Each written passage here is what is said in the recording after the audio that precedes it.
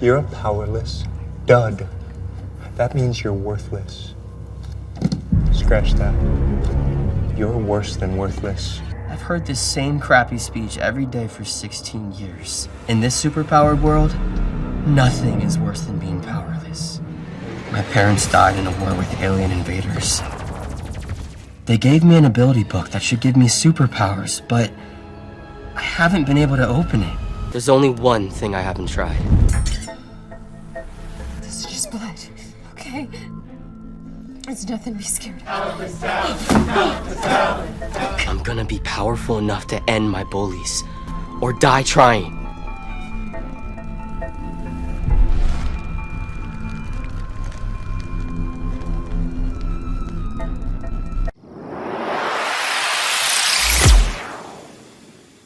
"Settle down, everyone. I can guarantee that no abilities were used," Leo said. However, what Leo didn't reveal was that from the very beginning, when Quinn had stepped into the room, he could see his aura was slightly different from everyone else's. As Quinn was heading back to his dorm room, he decided to first put his stat point into something. HP 20 of 20, Strength 6, Agility 6, Stamina 6. All stats are currently halved due to being hit by the direct sunlight.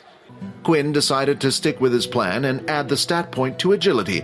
As long as he could hit his opponents without being hit back, he couldn't see himself losing, and worst case, if he couldn't hurt his opponent, he could always run away. Agility 13. The next thing Quinn wanted to check out was the new skill he had obtained from leveling up. Skill Blood Bank Level 1. The skill Blood Bank will allow you to store up to 100 liters of blood in your reserve. The blood bank will automatically be used to heal the user if HP drops below 5. Quinn looked at the skill in disbelief. It seemed like the skill was too good to be true. Essentially, the blood bank acted as a second life for Quinn. Quinn then took out the test tube of Layla's blood and used his inspect skill. Skill Blood Bank. Blood Bank 10 of 100. Your hunger grows. After checking out all the information, Quinn had finally arrived back at his dorm room to see Peter and Vorden a little roughed up. "Wow, what happened to you two?" Quinn asked. "Was it the second year again?"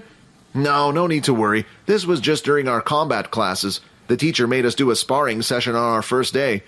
The three of them were exhausted from their first day of combat classes and decided to get some rest. The next day, when Quinn woke up, he was greeted with another message. "Daily quest complete, 5 EXP has been rewarded. 25 of 400 EXP. Your hunger grows. Your HP will now drop by -1 HP every hour until human blood has been consumed. Skill Blood Bank. 10 milliliters of blood will be consumed. Would you like to proceed?" "Yes." After selecting the yes option, a sweet fragrance entered his mouth. The hole he could feel in his stomach had disappeared, and once again he was satisfied and back to normal. For the next week, combat class was a normal requirement for students. "Today's lessons will be sparring once again, but this time you will pick your own opponents."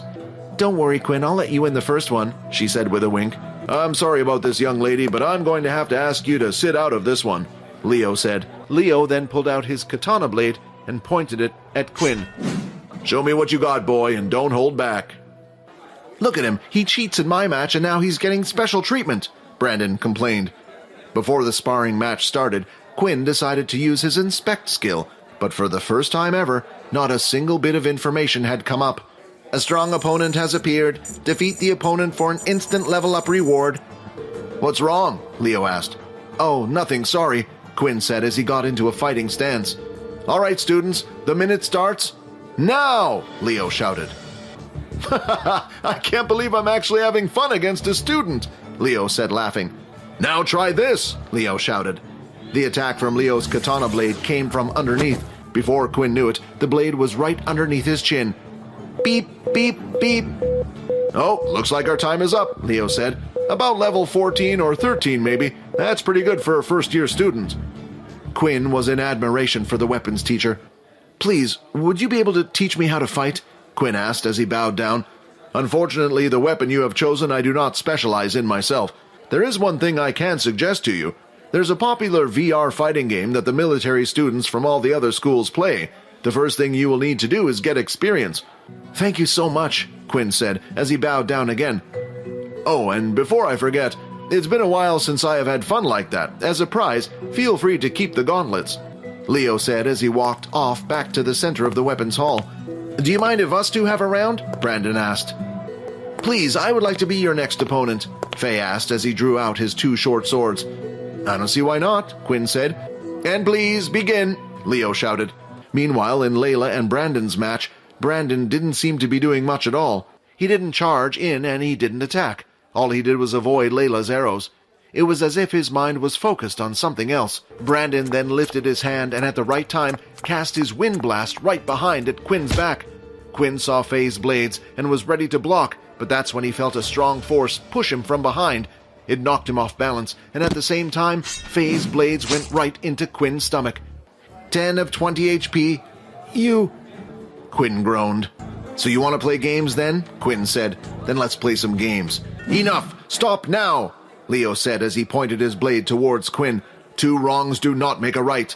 Take him to the doctor's office and make sure he gets treated, Leo said. After checking the men had disappeared, Quinn had decided to head to the bathroom rather than to the doctor's office.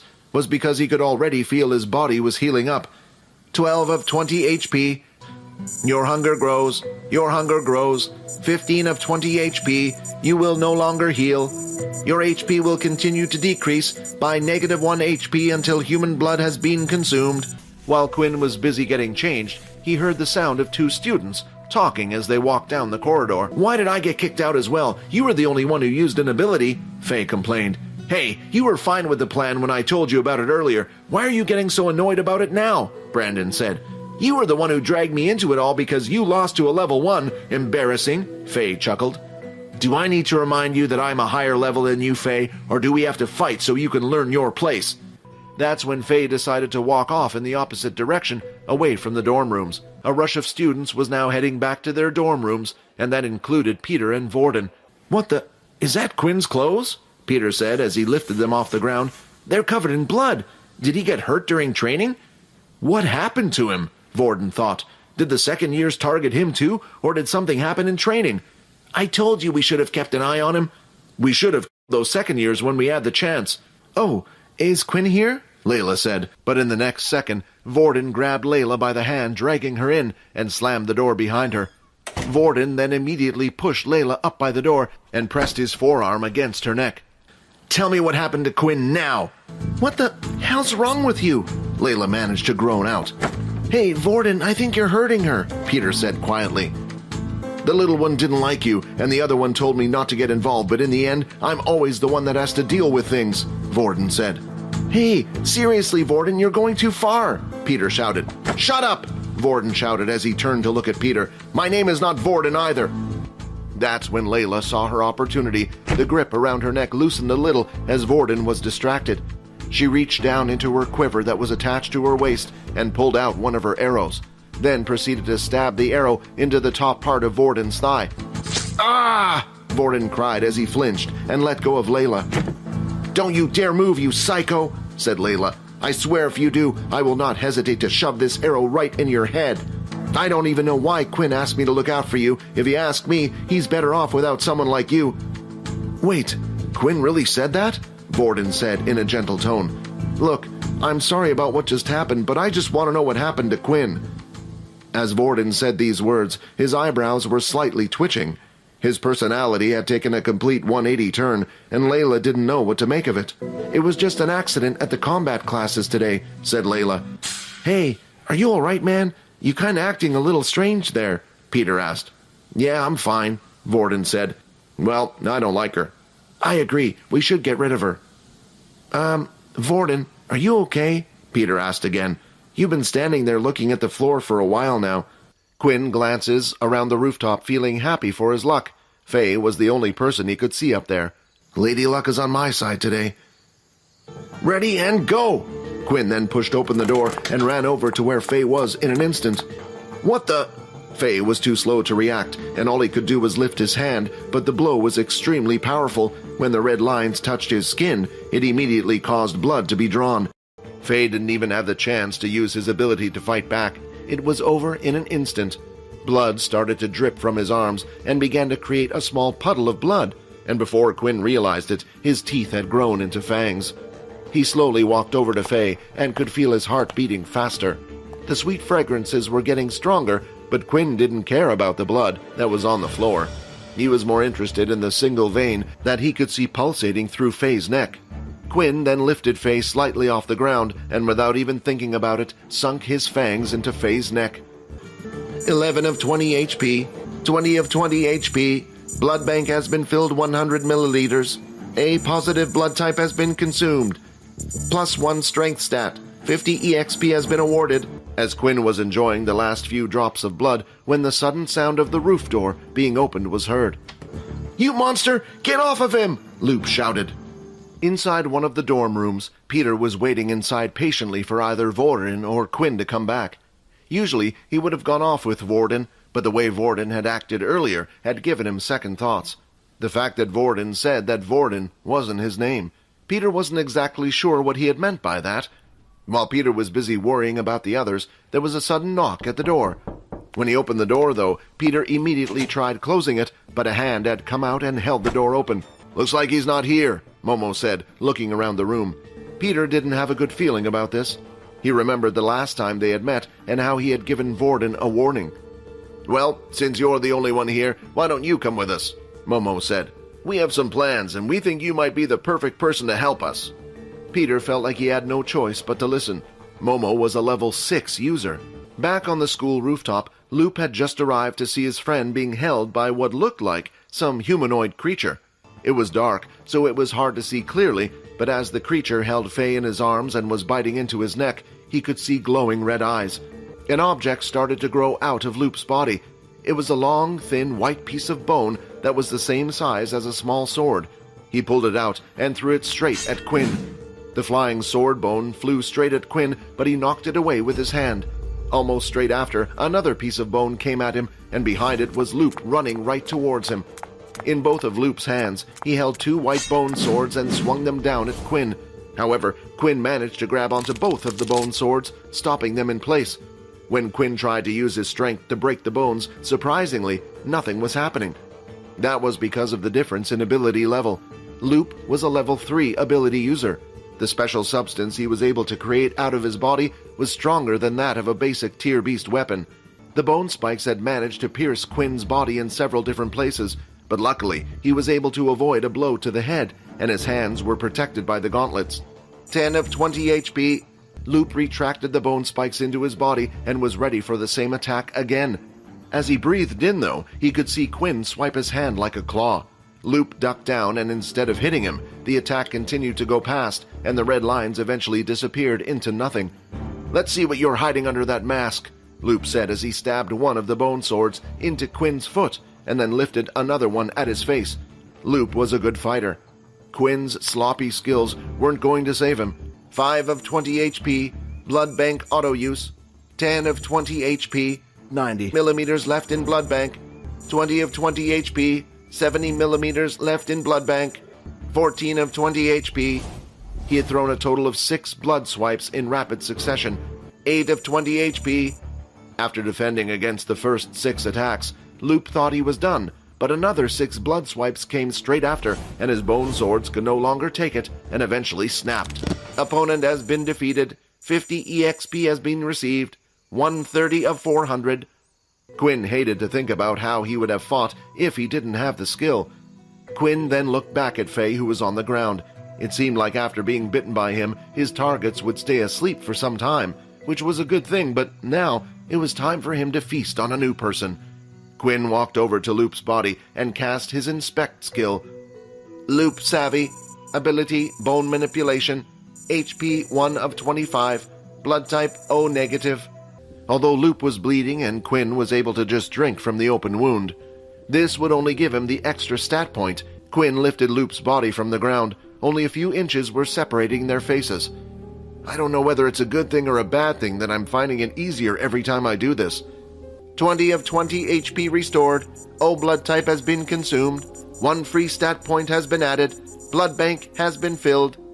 Strength 13, 3. Stamina 12. Agility 13. Agility 14. In the end, Quinn decided to stick to his original plan and add his stat points into agility. Although Quinn wore his mask, there was still the chance of someone figuring out it was him. However, Quinn wasn't that afraid of them finding out his real identity. After all, the school didn't really care if Quinn beat them half to death. Actions like this were commonplace at the academy. And with no markings on their neck to prove it, they would be treated as madmen without any type of proof. While Quinn was in the middle of his thoughts, he was startled when he heard the door start to open again. Quinn moved instantly at a lightning speed to try and flee the scene, but quickly stopped when he saw it was someone familiar opening the door. "There you are," Layla said. She then looked down and noticed the two bodies on the floor. "Quick, we have to get out of here. The guards will be here any second now." "Oh no, we can't go this way." Layla then started to look around the roof. "I have a plan. Grab me and let's jump." "Are you crazy?" Quinn said. "Even with my strength from this height, I would at least break my legs, and even if I can heal, I still feel pain. Just trust me, come on, I can use my ability." Quinn quickly lifted Layla with both arms, despite his protest. "I'm counting on you," Quinn muttered as he leapt off the building. "Hey, that was pretty cool. You can fly?" Quinn asked, stunned. "No, my ability isn't that strong yet," Layla replied. "At most, I can only slow us down. Come on, let's head back to our rooms. A lot of the students have already formed their own groups and gangs to protect each other. Why don't you create your own group? That's not a bad idea, especially if in the future we get targeted even more. Maybe I should ask Vorden if he knows anyone." "That crazy guy? I told you he was bad news, Quinn." "What, did something happen?" "It's best if you hear it from your friend Peter. Maybe then you will realize how bad it was. After all, he saw the whole thing. How can the school just let these sorts of things happen? Surely there's a better way," Haley thought. As she went to check up on Faye, she noticed he was now sleeping calmly. However, when she looked at Loop, something had caught her eye that concerned her. In a certain spot on the boy's neck, there were two small puncture wounds similar to that of a snake bite. Haley then tapped her watch and waited a few moments for it to connect. "Hey, General, I believe there might be a stray beast roaming around the school." "What? That's impossible. We have seen no signs indicating the presence of one," the voice on the watch replied. "But there have been some strange signs on two students. I'm a little bit worried," Haley said. "Please, for me, would just investigate it?" Fine, whatever you want. How can I say no to my daughter?" Two military men came rushing in with another student on their back, soaked in blood.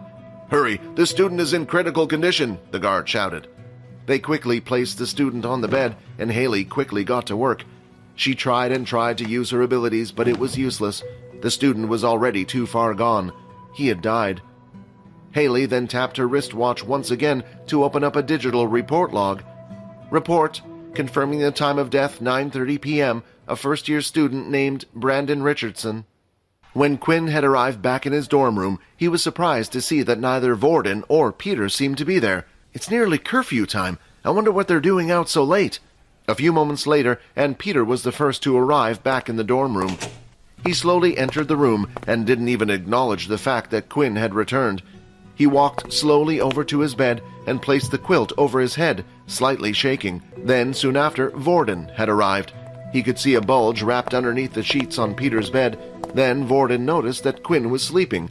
As Vorden looked at Quinn's peaceful face, he smiled. "Looks like you were fine," Vorden whispered to himself. "I'm sorry." Each one of them was dealing with their own problems, yet not one of them knew of the others. As Quinn woke up, he was greeted with his usual morning message. "Daily quest complete. Avoid direct sunlight for 8 hours. 135 of 400 EXP. "Hey, did you get a good sleep?" Vorden asked. "When I came in yesterday, you were completely knocked out." "Yeah, I was pretty worn out yesterday after combat classes." "I heard you got in an accident. Is everything okay?" Vorden asked. "As you can see, I've made a complete recovery. You don't need to worry about me." "Hey, seriously though, Quinn, if you're getting bullied or hurt, just tell me." "Is everything okay, Peter?" Quinn asked. "Huh? Yeah, I'm fine," Peter replied as he got dressed into a new uniform, a little bit spaced out.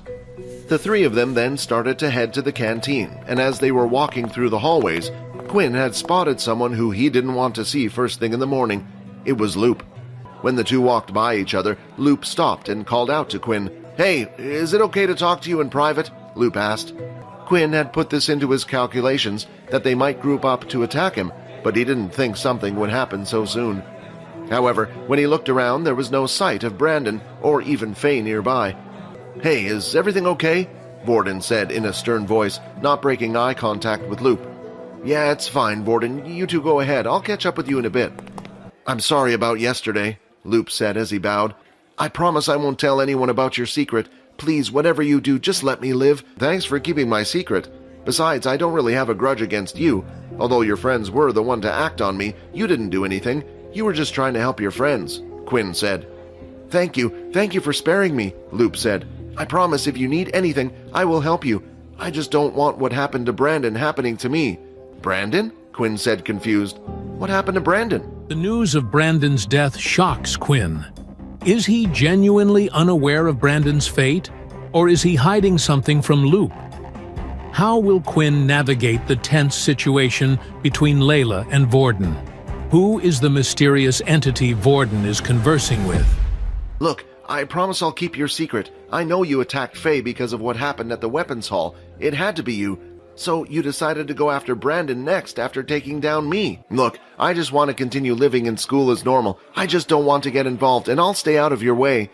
If the other students were to learn about the attacks on Faye and Brandon, they would naturally assume it might have been Quinn wanting payback. However, the one thing that would make them doubt that was the fact that he was only a level 1 student. Right now, only Loop knew his secret, so it was no wonder Loop was afraid of him. With all this information, for now, Quinn felt it was best to play along. You don't have to worry, said Quinn. As long as you stay out of my way, I will stay out of yours. Thank you, Loop said as he bowed down and left the room. After Loop had left, there was a thought lingering on Quinn's mind. Just who did kill Brandon? Was there anyone in the school who had a grudge against him? It was hard for Quinn to come up with a suspect. All he knew about Brandon was what had happened at the combat classes. If a petty person like him was able to plan an attack like that, then perhaps he had made many enemies already. After finishing his talk, Quinn headed to the canteen to catch up with his other 2 roommates. But when he entered the canteen, instead of seeing Vorden and Peter sitting together like usual, Vorden was sitting on his own, and there was no sign of Peter. Hey, so where's Peter? Didn't you two come here together? You're looking in the wrong places, Vorden said as he pointed in a different section of the canteen. But the direction Vorden had pointed in was the higher level tables, the level 4 and 5 tables, and sitting next to them was Peter. What is he doing over there? Are they targeting him? Quinn asked. Who knows? When Peter entered the canteen, he looked at me and said, I'm going to hang out with some new friends I made the other day. Well, maybe we should just keep an eye on them for now. It doesn't look like he's in trouble, and we can always ask him about it later. I hope you two don't mind, but I've come to join you, Layla said as she sat down.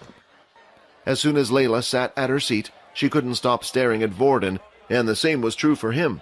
In the middle of the two was Quinn. He could feel the heat and tension in the air with both of them, and he didn't have a clue what happened. So I see that hole in your leg healed up nicely, Layla said. What are you talking about? Sorry, my name's Vorden. I don't believe we have met, Vorden said, pulling out his hand for a shake. You are crazy if you think I'm just going to shake your hand, and that you're just going to pretend nothing happened, are you? Layla then turned to Quinn. Quinn, can you not see this guy is crazy yet? Don't call me crazy, Vorden said slowly, saying each word. Hey, I think you both need to calm down, said Quinn. This crazy boy attacked me when I went to your room last night. Look, Layla said, as she pulled down her uniform slightly to reveal the red marks on her neck. I kept telling you, Quinn, he's dangerous. Leave him. I said, don't call me crazy. And again, just like last time, Vorden slowly said each word, one by one. Judging by the tone of Vorden's voice, it felt like he was going to snap at any second, and Layla was prepared for it. She kept her senses on high alert, ready to use her ability any second now. Even Quinn was unsure about what Vorden was about to do. Vorden, is what Layla said true? Did you attack her? Quinn asked in a soft voice, hoping to defuse the situation. I'm sorry about attacking you. When I saw Quinn's blood, I thought that maybe the attacker had come back to get revenge. I thought you might have come in to attack me and Peter as well, Vorden explained. How can we even believe you? Layla said, still annoyed by the whole thing. It was clear to her that Vorden was unstable. However, even Quinn felt like Vorden was acting strange. It seemed like Vorden was always trying to hide something. When Vorden was asked about what happened between him and the second years, and even now with what had happened between him and Layla, I'll just leave you be for now, Vorden said. I'm sorry about what happened. He then got out from his seat and left the two of them alone. for some reason, Quinn was unafraid of Vorden like the others. All the acts of aggression that Quinn felt, it never felt like it was aimed towards him. In the hallway, while Vorden was heading to his elemental combat class, he decided to quickly step into an empty classroom on the way. "Why did you get in my way? We could have taught that girl a lesson." "What did I tell you? It's because of you we're in this mess in the first place. You attacked her. It's our fault to begin with." "Fine, but you understand that if you keep suppressing us, the little one's anger will only build up. The more he thinks Quinn is trying to get away, the angrier he will be, and then when he takes over, there's nothing me and you can do. I won't let it get to that point. I'm sorry, Quinn, for getting you involved in this, but you were just unlucky the little one chose you." With breakfast over and done with, it was time for Layla and Quinn to head to their beast weapons class. "Now, for today's lesson, it will be individual practice. You have fought for the last couple of days with your weapon. Now you must learn how to get the hang of it." With that, everyone went into a separate space with their weapon. "I wish there was someone who could teach me how to use these things," Quinn said as he sighed. "Request of combat lesson activated. A suitable weapon is currently in use. Hand-to-hand combat level 1 will now be shown." Just then, as Quinn said those words, he seemed to have activated something within the system. In front of his eyes, a video started to play. In the video stood a single, tall, long-haired blonde man in a large empty room. On his both of hands, he wore 2 gauntlets similar to Quinn's, but looked a lot more powerful, and his beauty was unmatched. "Hello and welcome to hand-to-hand combat classes for beginners," the blonde man said in a cheery voice. "I don't know how much time has passed, but if you have come across this video, that means you're one of us, and I hope that this information that is being provided isn't useless in your day and age." The appearance of the man and the man's words made Quinn think about who exactly the man was in the video, and he had good reason to believe that he was a vampire. The video continued to play, and the tall blonde man started to speak again. "To whomever this video happens to be shown to, I will now demonstrate a set of skills that you should be able to perform at your level. Our kind and/or abilities work best when we use a weapon that covers our hands. The first move is a defensive move. I call it Flash Step. To perform this, if the system has been set up correctly, you will need at least 15 points of agility. The next skill I will show you is the Hammer Strike." All of this was done in one smooth motion. Just from watching the video, Quinn could see that the air had slightly moved. "Cool, right?" the man said, smiling. "For this skill, you will need at least 15 strength as well. That is all for today. When you are ready, the next set of hand-to-hand combat classes will be unlocked for you." Quinn couldn't help but think who this guy was. The way he spoke clearly meant he knew about the system. Did that mean he was the creator of the book Quinn's parents had left him? But it was hard for Quinn to remember meeting anyone like the man in the video. He didn't even know what his parents' faces looked like that well. Whatever it was, he was happy that the system was starting to help him out more. "Quinn, I'm afraid I have some bad news," Leo said. "I'm afraid you will have to follow these men. They have a few questions they would like to ask you. Don't worry, I will be coming too." A few moments later, and the two of them were teleported into a small square room. There were no windows and a few lights above them. The hooded female sat on one side and an empty chair on the other. Standing behind the female was a man who had the rank of general on his clothing. "Please sit," the general said. "Don't look so worried, boy. As long as you have done nothing wrong, you have nothing to worry about." "Now, before we begin, I would like to inform you of a few things," the sergeant said. "A student by the name of Brandon Richardson has passed away recently. Now, your teacher here has informed me that he and another student named Fei Lan had attacked you during combat classes yesterday. Now, not only has one of the students passed away, but Fei was also admitted to the hospital late last night. We currently have no leads to what happened to Brandon, so that eventually led us to you. Although it's hard to believe someone with no ability like you could do something like this, there is always a way. The woman sitting opposite you here has the ability to detect whether someone is telling the truth or not. Now, please proceed with her demands." "It's okay," the lady said. "I just need you to place your hand over mine." As Quinn placed his hand over hers, he suddenly felt a calming feeling enter his body. "An ability has been detected. Unable to block the user's ability." "Now tell me, did you kill Brandon Richardson last night?" she asked. The calming feeling allowed Quinn to answer naturally. He felt like he was suddenly floating on top of clouds. "No, I did not." "He's telling the truth." "It looks like we no longer have any leads. "It's a shame, but an accident like this happens from time to time. It is expected," the sergeant said. "I'm sorry for wasting your time. Feel free to head back to class." With the questioning over, the two guards grabbed Leo and Quinn by the arm once again, and a few moments later were teleported back to the weapons hall. "Boy, your heartbeat was starting to give me doubts that you were hiding something," said Leo. "But I'm glad you were not the culprit. Otherwise, I would have lost a promising student." With that said, Leo started to walk around the room and give advice out to the other students. That's when Layla had come over to where Quinn was. Quinn explained to Layla what had happened after the integration. "Hey, Quinn, you might not like what I'm about to say, but do you think maybe Vorden did it?" "What makes you say that? Did something happen between Vorden and Brandon?" "No, I mean, is it not strange that Vorden approached you in the first place? He's a level 5 user, while you're just a level 1. And when he attacked me the other day, he kept shouting about you. And trust me, the guy seems crazy enough to do something like that." Although Quinn was trying his best to learn the hammer strike move, he couldn't concentrate. He kept thinking about the words that Layla had said. Right now, there were no suspects to Brandon's death, and Vorden had acted oddly at times. And the last thing was the fact that Vorden wasn't in his room when Quinn arrived back last night. Just what was he doing so late? As they walked out of the weapons hall and out onto the ground floor, them and several other first-year students had been stopped. The people stopping them were second-year students, and they had asked all the first-year students to gather at the assembly hall. "Welcome, every single one of you," Momo said. "Today we have a special event, a special message to all you first-years. You see, there has been someone going around trying to go against us, thinking he can break the previous system that has been around for years in this school. I am here to tell you that this is what happens to those who do not obey." "Vorden?" At that moment, Momo pulled a piece of string, pulling back the curtains, revealing what was behind them. As the curtains were drawn, a badly beaten-up Vorden was on display, tied to a large wooden plank. Both of his hands were slotted into holes, while his body was made to stand, and it looked like his legs were wired down by some type of ability. Just then, several of the second-year students pulled out carts that seemed to be filled with large black circular stones. Momo picked up one of the round balls and held it in his hand.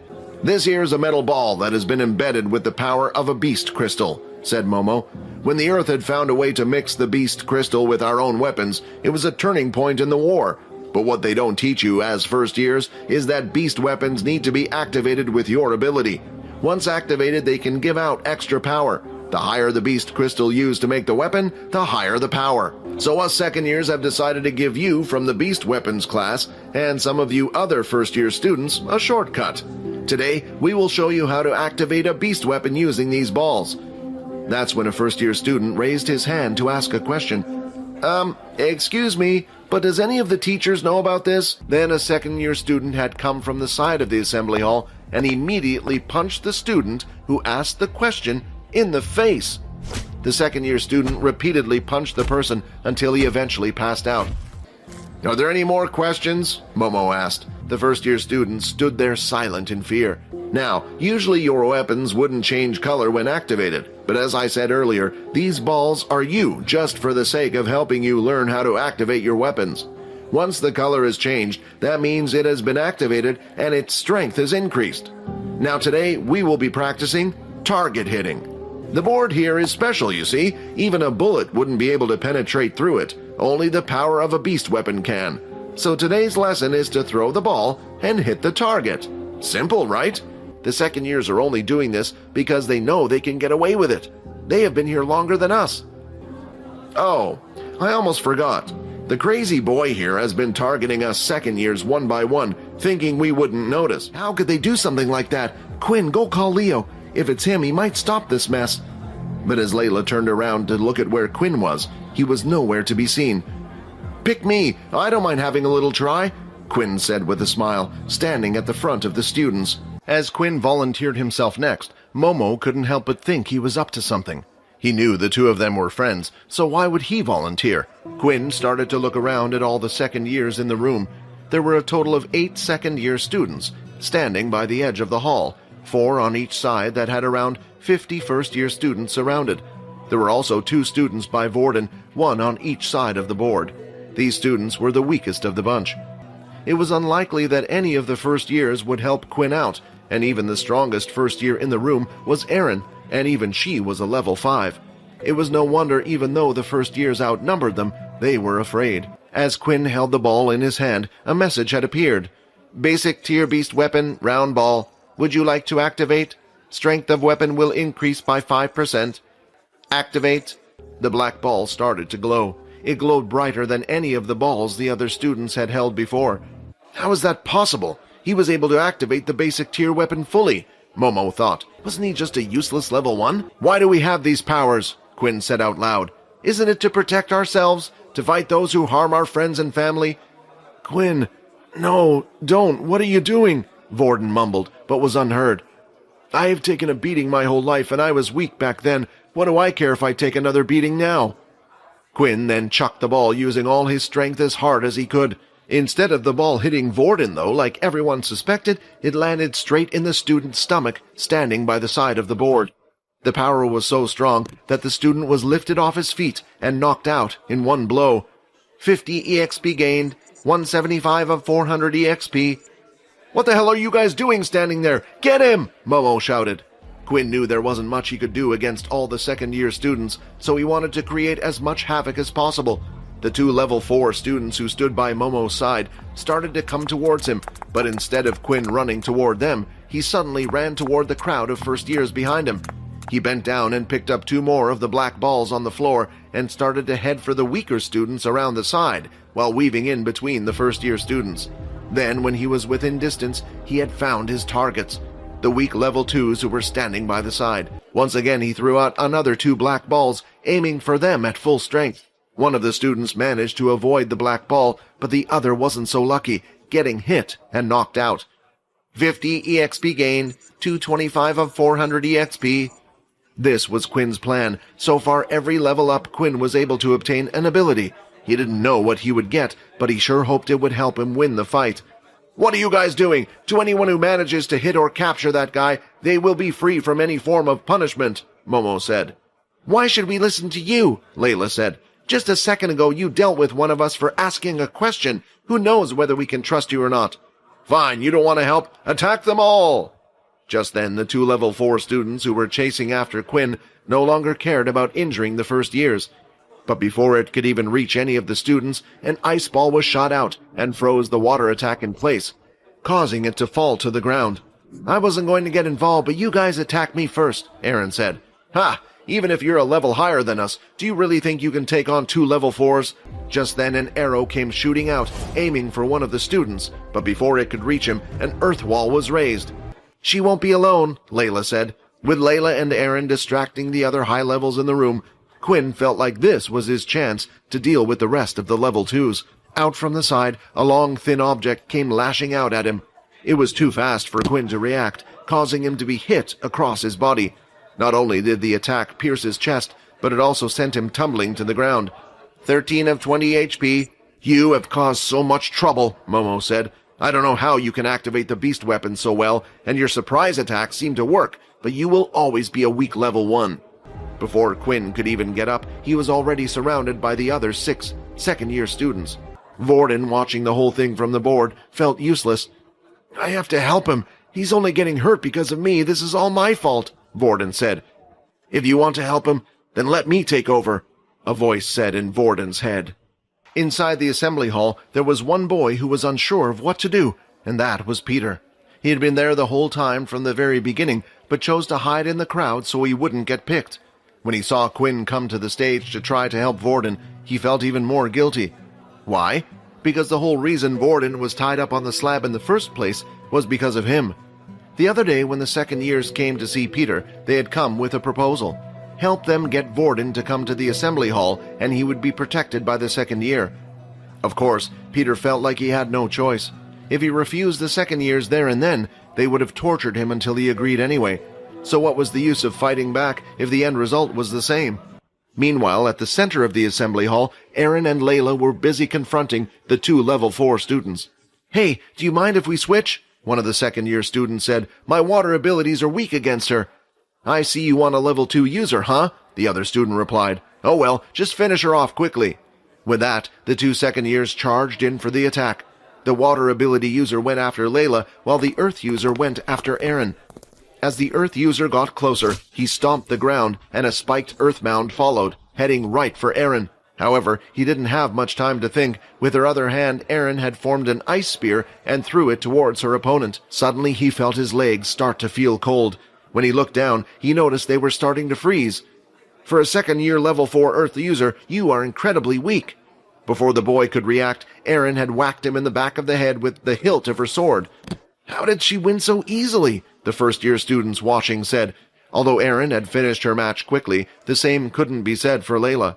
The second-year student threw out his fist, and a ball of water came out towards her.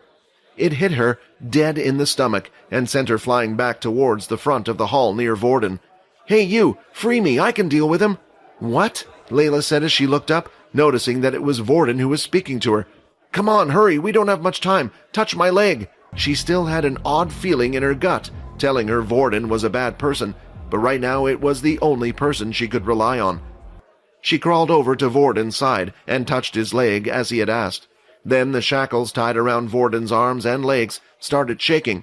Vorden was using Layla's telekinesis ability, but it was weak. It wasn't strong enough to break from the shackles. Layla then lifted her hand, and with the two of them working together, the shackles were finally removed, and Vorden was free.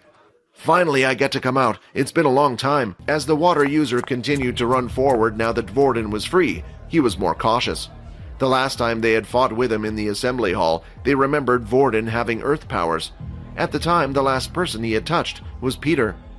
Vorden then started to laugh hysterically and charged towards the water user. It was an unexpected move. The water user panicked and threw out 2 lines of water blades. These were just as sharp as an attack from a regular blade, but could be thrown out. As the blades came towards him, at the last second Vorden managed to twist his body in an odd way, avoiding both of the blades. He then lifted one of the black balls from the ground, using his telekinesis, and threw it out. However, the attack was easy for the water user to block, forming a water wall stopping the ball, but then, crack! Something was felt on the back of his leg, and at the same time a crunching sound was heard. The boy immediately fell to one knee. As he looked at Vorden in front of him, he could only see Vorden with his hands held out. Then another striking pain was felt through his body, this time on his other ankle. Without realizing it, Vorden had attacked him from behind, pulling the other black balls towards him. The water user was too focused on the attack in front. He never thought about an attack from behind. Also, it had come as a surprise to him that Vorden was not an Earth user as he thought. The second-year students had Quinn completely surrounded. As he took a step forward to try to break out of the encirclement, a wind strike came towards him. He quickly went behind the student, grabbing his arm, and at the same time kept one of his claws towards the student's neck, using him as a meat shield. "Me and you both know you're not going to hurt him, Quinn," Momo said. "If you attack too deep and kill him, you'll be in trouble. Attack too shallow, and we will pounce on you and make you wish you were dead." Quinn hated to admit it, but Momo was right. The attacks came out fast and furious from the others. Quinn was able to block most of them. Now his back was up against the wall. The situation he was in was similar to the agility test, where holographic spikes came at him. However, these attacks were more powerful and were greater in number. Eventually, Quinn let a strike get in. Suddenly, the attacks had stopped, and Momo had stood forward with his whip in his hand. Seeing the whip, Quinn remembered that a single attack last time had brought his HP down by 7 points. If he was to receive another attack from it right now, he would be brought down to below 0. The problem was, Quinn had already displayed abnormal strength. If he then displayed abnormal healing, things wouldn't add up. A student couldn't have 2 abilities apart from rare cases, which meant it would only lead to Quinn being asked more questions. Just as Quinn was deciding what to do, Momo sensed something and moved his head at the last second. As he did, a black ball came flying through the air and went past his head. Then the black ball stopped mid-air and suddenly started moving back towards Momo. Momo lashed his whip at the ball, slicing it in half. As he turned around, he saw Vorden standing there. When he looked to see what had happened to the rest of the second years, he could see a few had already been taken down, and those who hadn't been were busy engaging in combat with Layla and Erin. "So you got free, huh?" Momo said. "Do you not remember what happened to you the last time the two of us fought?" Momo taunted. "Last time you fought against that weakling, this time you're fighting me," Rayton said. "I'm not as nice as Vorden." Rayton lifted both hands, and with it, 2 more black balls off the ground lifted up. Vorden swung his hands in the air, and the black balls followed the same path. "Looks like you don't remember what happened last time." Momo clenched his fist tightly, destroying the black ball held in his hands. He then swung his whip, destroying the other without even looking where it was. Quinn wanted to help. While Momo's back was turned, he tried to go in for a strike, but before he even took a step, the whip came flying out and landed just in front of him. "Don't even think about it," Momo said. Before Quinn had taken a single step, Momo had already acted. It can't be, Quinn thought. He either had some type of mind-reading ability or future-seeing ability. Quinn's guess about Momo was nearly spot on. Momo could see 2 seconds ahead into the future, although it wasn't as clear as others might think. His ability was activated through his eyes. Quinn wasn't the only one who had figured out Momo's ability. Rayton had as well. "Who cares if you know what I'm going to do?" Rayton shouted. "All I need to do is do something you can't block." Rayton then started running towards him. Momo could see the black balls coming at him, and he knew he could do nothing but take a hit. He opted to avoid the water strikes, the more powerful of the attacks, and moved so the balls would hit his back. After being hit with the black balls, Momo moved away from Vorden, creating distance between the two. "I have to admit, I didn't expect you to be able to use 2 abilities. You didn't do something like this last time, but you weren't the only one holding back last time." While in his right hand he held a whip, something started to form in his left hand. At first, it looked just like a bunch of light particles forming something, but then eventually another whip appeared. Only this felt and looked different, as if it was alive almost. Just from holding it alone, the whip would continuously move like a snake. "Let me show you the difference between the second years and first years," Momo said. Even though Erin was currently busy fighting the other second-year students, she couldn't help but sense the power in the room. "So he has one after all, huh? A soul weapon." While the distance between Momo and the others were far away, Layla had managed to make a break and get away from the other second-year students. She quickly went to Quinn's side and could see he was badly injured. "Do you need some blood?" Layla whispered. "No, I'm fine. I'm not in any danger. Don't worry about that. I just don't want to reveal anything in front of all these people." "I understand," Layla said as she then looked at Vorden. "Your friend. I hate to admit it, but he's strong." "Yeah." After looking at Vorden now and seeing how he fought so skillfully, as if he had done it 100 times before, and he was even using 2 abilities effortlessly, Quinn quickly realized there wasn't much he knew about Vorden, and that he probably had his very own secrets that he was hiding from everyone, similar to himself. "Damn you!" Rayton shouted. "If only this body wasn't so hurt from before. Now you have gone and done it. You think a soul weapon is strong enough to defeat us? Well, think again. Little one, it's your turn. It's time to give this man hell." Just then, though, the doors to the assembly hall were swung wide open, and in came a tall, silver-haired female, and standing behind her was Peter. "I command everyone to halt this instant," she said. "If anyone does not obey this command, prepare to be punished." The female's name was Faye Dallum. She was a sergeant at the academy and was mostly in charge of squad training. "Those of you who are injured go to the doctor's office to be treated immediately, while the rest of you head to the dorms and stay inside until you are called out again. Do you understand?" Faye said. After successfully attaching Vorden's arm back to his body, Haley, the school doctor, had gone up to check on Quinn. "What is this? For this much blood, the wound should be a lot bigger." Quinn started to laugh nervously. "Yeah, my friend has a healing ability and managed to heal me a bit before I got here. Well, if you get the chance, send them down here. Their ability is quite good, and it looks like they have done a splendid job. I could do it with help, and I would love to have a student of my own." "Sure," Quinn replied. Meanwhile, inside one of the integration rooms, a large muscular man with forearms the size of thighs was sitting opposite the second-year student, Momo. His name was Duke King, and he was head of the second-year students. "Of all the people it had to be Faye to stop us," Momo complained. "I did as you asked, and now I might pay for it." "Will you relax? Nothing will come of this, I promise you that. You're only students, and these types of things happen, and I'll vouch for you." "Really? So this won't all fall back on me, then?" Momo asked. "Of course, as long as no one finds out about our little secret." The next day had arrived, and it was a weekend for the students. Just like any other school, students did not have to attend classes and were free to do as they wished around the city. However, for the leaders at the school, their day was not as relaxing as the students', for a meeting had been called. Faye was the first to stand and speak. We are here today to conduct the meeting on what to do with the second-year students who were involved in the case involving primarily the first-year student known as Vorden Blade and the students who are part of Dell's class and Leo's Beast Weapons class. I would like to ask your opinion on how these students should be punished.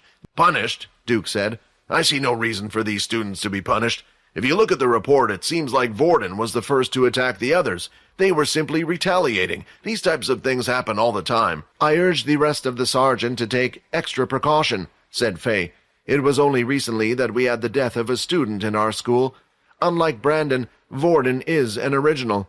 If his family was to get involved in it, would not be good for the academy. How is the preparation for the portal outing coming along for the first-year students? Leo asked. Yes, everything has been all set up, Nathan said. A green portal has been selected for the students to go through, and the base has made preparations for their arrival. It should all go smoothly next week. Do you know what planet the expedition will take place on? Leo asked. It's best to ask your students to pack some sun cream and their sunglasses, as they will be arriving on the planet Kaladi. Planet Kaladi, a planet that was mostly covered in desert and contained low-tier beasts. Kaladi contained a 72-hour cycle. The three of them then proceeded to head into town. They went ahead and grabbed some food, watched a movie, and had a good laugh, but as they were outside, Peter spotted a group of high-level first-years he had met before. Hey guys, I just remembered that I promised to meet up with a few people from school tonight, said Peter. It was great hanging out with you guys, but I'll see you when you get back to the dorm. Vorden looked at Quinn, realizing that they both thought Peter's words sounded suspicious. Took you long enough. The student standing in front of the group had a scar on his chin, and his name was Earl. What the hell do you think you were doing calling the teacher the other day? Now Momo and the others are giving us a hard time for relying on you. Now, we have another job for you, Peter, and you better do it right this time, you understand? Peter then shook his head. He had already decided that no matter what, he would never betray Vorden or Quinn again. What, are you saying no? Do your thing, Jerry. Then Jerry placed his hand on top of Peter's, and slowly a warm feeling was felt, and the bones in Peter's fingers were starting to take shape. They reformed to what they once were, and he had been healed. He grabbed Peter's fingers again and repeated the process again and again. Without him realizing it, he no longer wanted to feel the pain and nodded, agreeing to their request. Good, Earl said.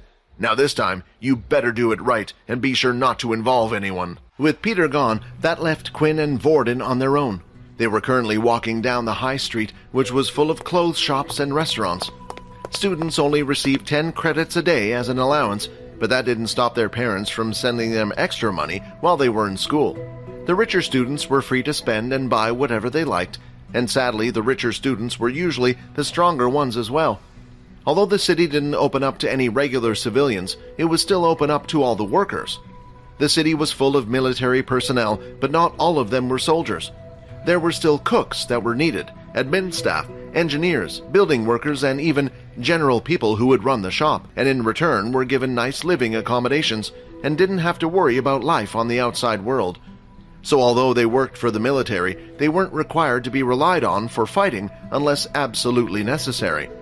While the two were walking, Quinn couldn't help but think back to the fight between Vorden and Momo. Hey Vorden, I know you said your ability resets every day, but you never said you could wield 2 abilities at once, Quinn asked. Didn't I? Vorden said with an awkward smile. Well, there are some in my family that can even hold 3. Really? So how does it exactly work? Well, if I told you our family secrets, Quinn, you would have to become a part of our family. Either that or I'd have to kill you. For a second there was an awkward silence between the two, as Quinn wasn't sure if Vorden was joking or not. Relax, will you? Vorden said. But yeah, I honestly can't tell you anything. You know, Originals rules and all.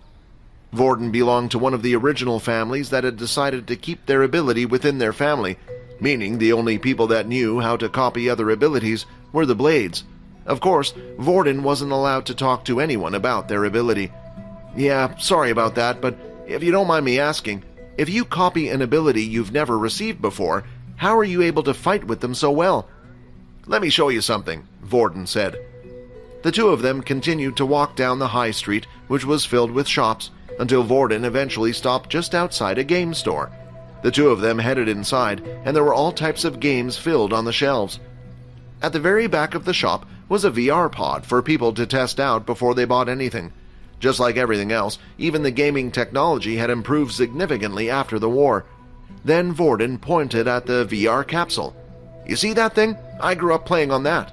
"What?" Quinn thought. But then Quinn remembered Leo mentioning something about a VR game that was popular between students. He said if he wanted to get fighting experience, it would be good if he played a certain game. Is this what he was talking about? There's a popular game played in the outside world and within the military schools called Power Fighter. The game is simple. It gives you an open, empty room and the two of you fight until one loses. Although it sounds simple, the game itself is used to help people train.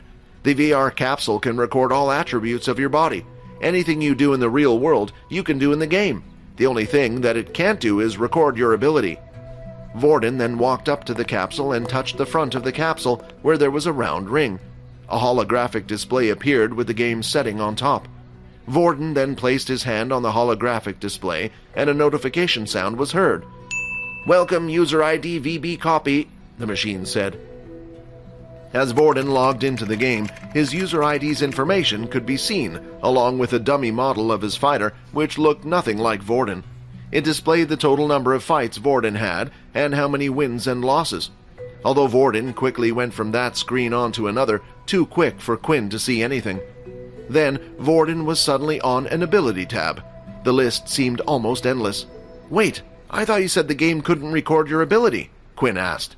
"It can't, but so the game was even more realistic, and so it could be used as a training tool, it uploads into its database every ability that is shared out there in the world that we know today. Of course, only the ones that are made public. So original abilities and abilities that have yet to be discovered aren't on this list, including my own. However, I can select any ability I want. Even if I can't perform it in the real world, I can practice with it in the game." Quinn finally understood how Vorden was able to become well adverse with multiple different abilities. This was something that would only greatly benefit someone like him, who was able to use whatever ability he wished. Most people who were playing the game would want to get stronger and better at using their abilities. That meant they would usually only select their own ability, which was the point of selecting something that you could never use in the real world unless you just wanted to have the experience. "The game is actually very popular with the other military schools," Vorden continued to explain. "So much so that the military has designed its own servers so it only connects to other schools, but you can also just play with the outside world as well. Before you enter the game, you can even input your power level. This way it will match you with those people around the same level. People can lie about their level, but those types of people will never get better at fighting, bullying those weaker than them all the time." Quinn then walked up to the capsule and started to inspect it. It sounded amazing and was exactly what Quinn needed. This way he was able to practice against other students without others realizing it was him. Then when Quinn lifted up the tag on it, there were more zeros on the thing than he had ever seen before. There was no way he could afford such a thing. Maybe some of the other students who could be sent credits from their family, but not Quinn. Vorden started to laugh. "Don't worry about it. You don't need to buy one yourself. The academy has a room full of them." "Really? Come on, let's head back and give it a go." The sun was starting to set outside, so it was just the right time for Vorden and Quinn to head back to the academy, and when they did, they immediately went over to the VR room. Just like the capsule in the shop, it was a room filled with rows and rows containing capsules, and off to the side was a small shop and counter where students were able to buy snacks and refreshments. The room was currently packed with students, just as Vorden and Leo had said. The game was incredibly popular. Looking at the excitement in the students' eyes and faces, Quinn started to feel upset. It felt like there was a world he never got to experience growing up just because he was poor. The two of them went up to the front counter that was stationed next to the small cafe. "Hi, we would like to rent out 2 capsules, please?" Vorden asked. "A single capsule will cost you 10 credits per hour," the female replied. Hearing that number made Quinn gulp. For some reason he had expected the capsules to be free, but of course they would have to pay to rent them. With Quinn's 10 credits he received a day, at most he could play the game for was an hour a day. He didn't need the money for anything else. After all, the school provided the accommodation and 3 meals a day for them. "All right, are you ready?" Vorden asked. "Huh? What did you pay?" "Yeah, don't worry about it. Come on, let's go." The woman behind the counter had handed Vorden 2 tags numbered 23 and 24. The two of them walked around the room until they had found 2 capsules next to each other. They both had large numbers displayed on the front of the capsule in big bold ink. "Here we are," Vorden said. With these capsules, they're only able to link to the military servers. You can find with others from the schools, but you won't be able to connect it to the normal servers. You will need to buy your own capsule for that. When you log into the game, you can play as a guest for now, and just search for the ID VB copy and join my room when you can. With that, the two of them slowly climbed into the VR capsule. When the machine sensed they were both comfortably inside, the capsule lid slowly started to close in on both of them. Then, before they realized it, their minds were completely transported to another space. Quinn was now in a large, empty white room. There were no walls in sight, and it looked like the room was endless. Suddenly, a screen appeared in front of him. "Welcome to Power Fighter. What would you like to do? Log in, register, play as guest." As Vorden had suggested for now, Quinn decided to play as a guest. Then he went on through the system and started to search for Vorden's gamer ID. Once he had selected to join the person's room, he patiently waited for Vorden to accept. "Room invite accepted. Transporting in 3, 2, 1. Then, in an instant, Quinn had been transported to another empty white space room. Only this time, Vorden was there as well, but Vorden didn't look like himself. He looked like a completely different person. Both his hands had been wrapped in bandages, and on his face, he wore a scarf. He looked like an ancient ninja. Vorden, is that you?" "Oh, sorry," Vorden said, and the next second he looked like the ordinary Vorden at school. "What was that?" Quinn asked. "That, the game allows you to customize your character, so you can make it look like whatever you want. The clothes I was wearing a type of skin, although they cost credits, so I wouldn't worry about that." The sound of the game was just getting even better for Quinn.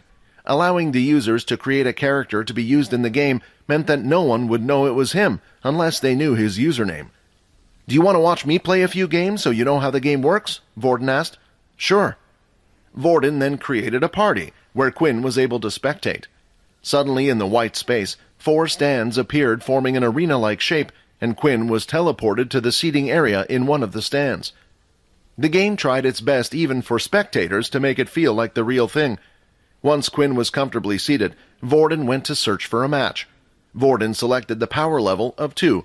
This way, he would only be matched up with level 2s. There was also a quick match option where it would match you with anyone who had selected the same option, regardless of power level. The ability he currently had his character set to was Earth. He chose this because Vorden himself had been trying to learn the Earth ability better, so that way, when Peter got stronger with it, Vorden would be able to help him use it. When an opponent was found, he too was teleported into space where Vorden stood. The two of them started out on the opposite side of the room, then Quinn could see a big countdown appear over the arena. When the countdown reaches 0, the match immediately began. Vorden was going up against another Earth user. Earth users were the most common ability to be found. The match didn't last long though, as it was clear that Vorden had the greater experience when it came to fighting. The match had only lasted a total of 5 minutes, but while watching the game, Quinn started to figure out how it worked. Above each player's head was a health bar, but there was no way to show how much health each player had. Judging by what Vorden had said, this was most likely because everyone had a different set of health, depending on what the VR headset was able to read from the body. Quinn himself knew this because of his inspect skill. Every time he would look at the stats of a different person, some of them had different amounts, and that included him. The next thing he noticed was the fact that there wasn't actually any damage done to the player. When Vorden would strike or stab a person, the system would cause the player to react to these, by startling the player, but it wouldn't permanently damage the person like it would have done in real life. Similar to a game, it would treat hits on vital parts as a critical hit, but the player could continue to fight like normal as long as their HP didn't hit 0. After that, Quinn continued to watch Vorden play a few more games, and before they knew it, their time was up. Although Quinn didn't have the time to play today, he couldn't wait to try out the machine tomorrow. What hidden power is Vorden keeping from Quinn? And why can't he reveal it? How will Quinn adapt to this virtual world? And what challenges await him? Find out in the next episode. Hi, Quinn here. Wondering what happens next? If you want to jump the queue and unleash all episodes, click on the link here and install the Pocket FM app.